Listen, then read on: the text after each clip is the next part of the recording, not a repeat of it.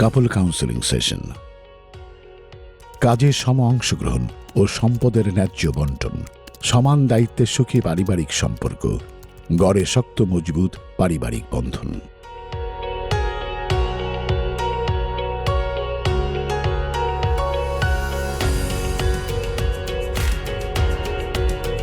সেশনের মূল লক্ষ্য পারিবারিক শান্তি সমৃদ্ধি, কাজে সম অংশগ্রহণ ও সম্পদের ন্যায্য বন্টন এবং সুখী সম্পর্ক তৈরিতে নিজেদের দায়িত্ব কর্তব্য সম্পর্কে সচেতনতা তৈরি এবং প্রশিক্ষণার্থীদের নিজেদের করণীয় চিহ্নিত করা।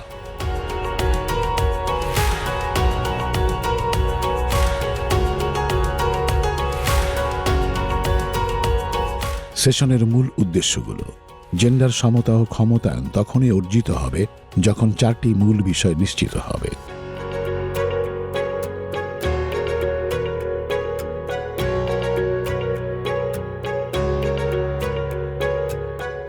সূচনা ও সম্পর্ক গঠন।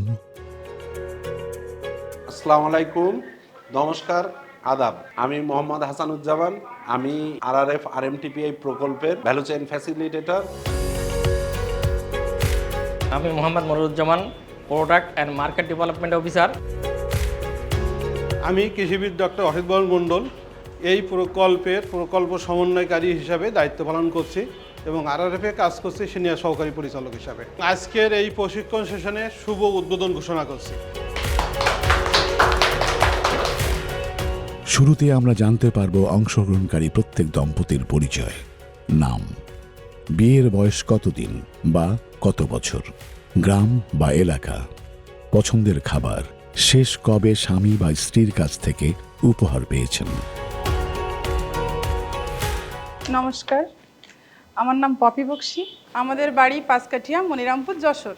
আমার বিবাহ বয়স এই 19 বছর। ইনি আমার হাজব্যান্ড। আমার পছন্দ ভাত আর ভাজি। আমার হাজব্যান্ড আমাকে এই দুর্গাপুজোর সময় একটা শাড়ি গিফট করেছিল। নমস্কার, আমি সত্যবান বিশ্বাস। আমার বাড়ি রামসরা গ্রাম, সুন্দর ইউনিয়ন, অভয়নগর, যশোর। আমাদের বিবাহ হয়েছে 17 বছর। আমার প্রিয় খাবার খাসির মাংস, দই। এই দুর্গাপুজোতে আমার স্ত্রী আমাকে এই গেঞ্জিটা অষ্টমী পুজোর দিন উপহার দিয়েছিল। দুজনে মিলে বলি কথা, শুনি পরামর্শ, করি সহযোগিতা। এভাবেই চলি জীবনের পথ, একে অপরের প্রতি রেখে সহমর্মিতা। ধন্যবাদ সবাইকে।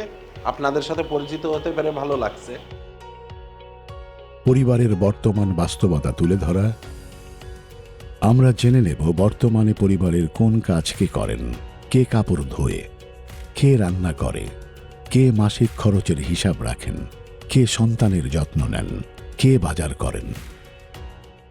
বাড়ির কাপড় চোপড় কে ধোয় বা রান্না কে করে? এগুলো তো নারীদের কাজ।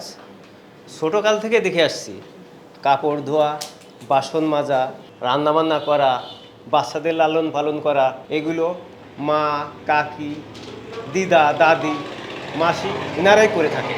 বাজার করা বা যে সংসারে আয় ব্যয় হিসেব, এটা কে রাখে বা কে করে? আমার স্বামী করে, কিন্তু মাঝে মাঝে আমিও করি।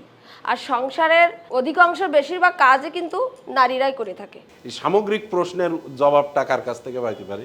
আচ্ছা দাদা বলেন, আপনার কি মনে হয়? আগের দিন আর নাই। এখন পুরুষদের থালা ধোয়া, বাসন মাজা, রান্না করা এবং ঘরের মশারি টাঙানো এ পুরুষরাই করে থাকে। পুরুষদের থেকে মহিলাদের এখন বেশিরভাগ বাজারে দেখা যায়। পাশাপাশি সংসারের হিসাবগুলোও পুরুষের থেকে এখন মহিলারা বেশি রাখে। তাহলে আমরা এই সেশন থেকে কি শিক্ষা পেলাম? ঘরের কাজ সবার হয়, নারীর শুধু একার নয়।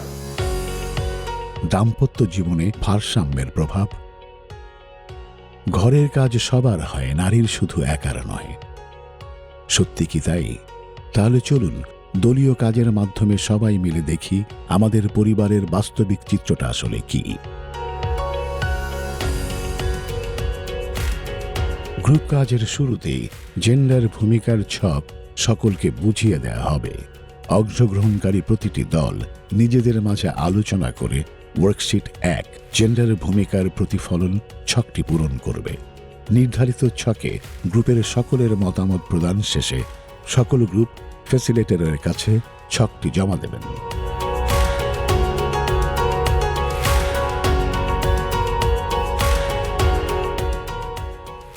আমার স্ত্রীকে রান্নার কাজে এবং সহযোগিতা করায় স্ত্রী আমার প্রতি অনেকটা সহানুভূতি বাড়িয়ে দিয়েছে এবং সামনের দিনটা যাতে আমি সুন্দরভাবে এগোতে পারি তার জন্য সে আমার সবসময় পাশে থাকে। আমার স্বামী বাইরে অন্য কোনো কাজে গেলে আমি বাচ্চাদের স্কুলে নিয়ে যাই বা কেউ অসুস্থ হলে তার চিকিৎসার ব্যবস্থা করি। সংসারে খুঁটিনাটি কোনো জিনিসের প্রয়োজন হলে আমি বাজারে যাই। এই নিয়ে আমাদের সংসার খুব সুখে শান্তিতে আছি স্বামীর পাশে দাঁড়িয়ে। আমার স্বামী যখন আমাদের ঘরের কাজে টুকটাক করে সহযোগিতা শুরু করে তখন থেকে আমার বাচ্চা এবং আমাদের তার প্রতি শ্রদ্ধা আস্থা আমাদের বেড়ে যায়। যাক, আমরা তো তাহলে বুঝতে পারতেছি যে মিলেমিশে কাজ করলে আমাদের জন্য কতটা ভালো হয়, বা আমরা সমানভাবে এই দায়িত্বপ্রাপ্ত কাজগুলো সমানভাবে ভাগ করে নিতে পারি। পরিবারের সম্পদের যৌথ ব্যবস্থাপনার প্রভাব নিয়ে মতামত গ্রহণ, একসাথে সংসারের আয় ব্যয়ের হিসাব রাখা বা খরচের বাজেট করা, খরচের বিষয়ে স্বচ্ছতা রাখা অর্থাৎ জানানো, বড় খরচে পারস্পরিক আলোচনা, আর্থিক সীমা ও সঙ্গতি বজায় রাখা। স্বামী স্ত্রী দুজনে উভয় একসাথে মিলেমিশে কাজ করার জন্য আমি ব্যাংক অ্যাকাউন্ট করতে পেরেছি এবং সঞ্চয় জমা করি। এখন আমি যে ব্যবসা করি সে ব্যবসায় আমি আমার স্ত্রীর মতামত নিয়ে এবং দুইজনে আলোচনা করে সেখানে বিনিয়োগ করি। যেহেতু দুইজনে মতামতে কাজটা করছি, আমাদের এখন ব্যাপক উন্নতি। অর্থনৈতিক স্বচ্ছতা এবং আস্থা তখনই আসে যখন মালিকানা যৌথ হয়। এমন সিদ্ধান্ত পরিবারের জন্য ক্ষতিকর হয় না, বরঞ্চ পারস্পরিক আন্তরিকতা এবং পরিবারের উন্নতি সাধিত হয় যখন সিদ্ধান্ত দুই পক্ষেরই আসে। দাম্পত্য জীবনে যৌথ মালিকানার সুফল। অংশগ্রহণকারী প্রতিটি দল নিজেদের মাঝে আলোচনা করে ওয়ার্কশিট 2 পারিবারিক সম্পদের মানচিত্র ছকটি পূরণ করবে। নির্ধারিত ছকে গ্রুপের সকলের মতামত প্রদান শেষে সকল গ্রুপ ফ্যাসিলিটেটরের কাছে ছকটি জমা দেবে।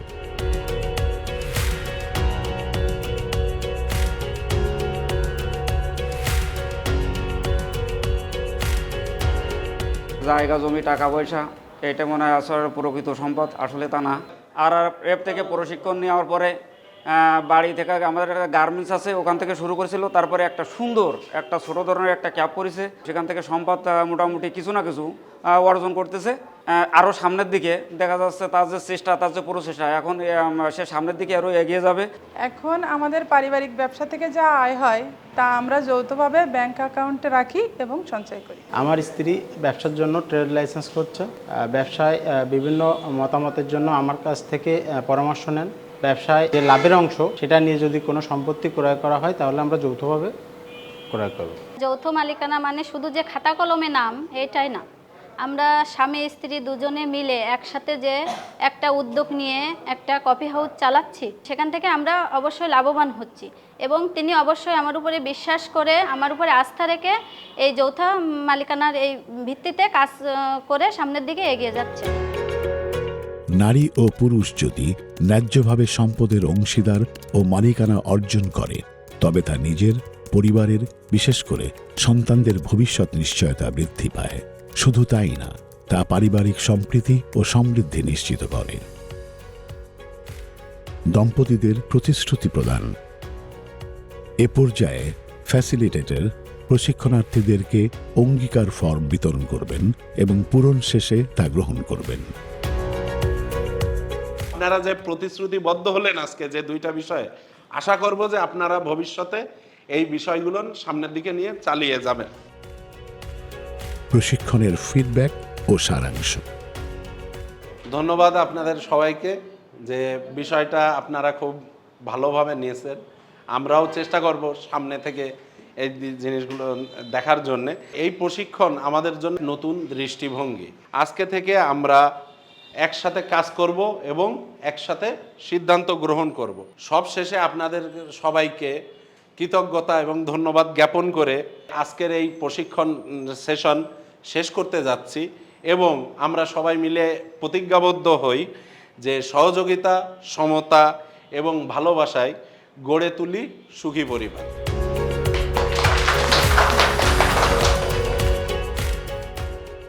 প্রশিক্ষণ ফিডব্যাক। প্রশিক্ষণ নিয়ে জেন্ডার ও পরিবেশ সম্পর্কে অনেক কিছু জানতে পেরেছি। এখন আমি পরিবারের সিদ্ধান্ত নিতে পারি এবং সমাজের লোকজন আমাকে সম্মান করে। আরআরএফের সহযোগিতায় আমি এতদূর আসতে পারছি। আরআরএফের থেকে বিভিন্ন জায়গায় ট্রেনিং হয়, আমরা শিখেছি নারী পুরুষ আমরা একসাথে মাছ চাষ করতে পারবো। আমি এখন প্রশিক্ষণ নিয়ে জেন্ডার ও পরিবেশ নিয়ে অনেক কিছু জানতে পারছি। সহযোগিতা, সমতা এবং ভালোবাসায় গড়ে তুলি সুখী পরিবার।